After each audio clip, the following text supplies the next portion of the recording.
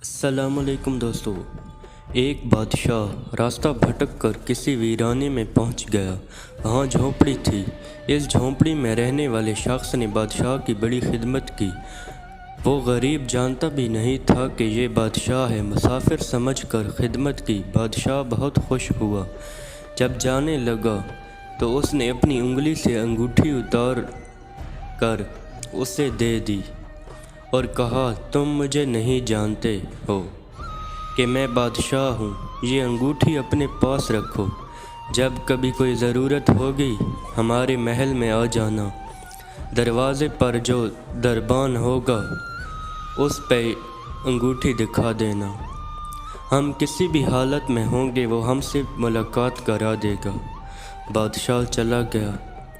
کچھ دن کے بعد اس کو کوئی ضرورت پیش آئی تو وہ ملنے آیا۔ دربان نے اوپر سے نیچے تک دیکھا کہ اس کی کیا اوقات ہے کہ بادشاہ سے ملنے۔ کہنے لگا، نہیں مل سکتے، مفلس و کلاش آدمی ہے۔ اس دیہاتی شخص نے پھر وہ انگوٹھی دکھائی۔ اب جو دربان نے دیکھا تو آنکھیں پھٹی کی پھٹی رہ گئیں۔ یہ بادشاہ کی مہر لگانے والی انگوٹھی آپ کے پاس۔ بادشاہ کا حکم تھا کہ یہ انگوٹھی جو لے کر آئے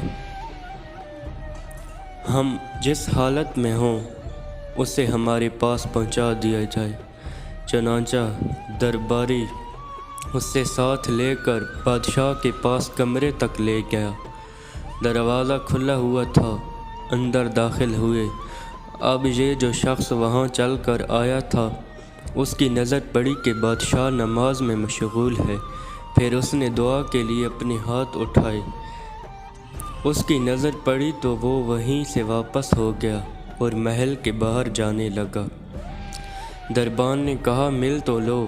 کہا، اب نہیں ملنا ہے، کام ہو گیا ہے، اب واپس جانا ہے۔ تھوڑی دور چلا گیا۔ جب بادشاہ فارغ ہو گیا دربان نے اسے کہا، ایسا آدمی آیا تھا، یہاں تک آیا پھر واپس جانے لگا۔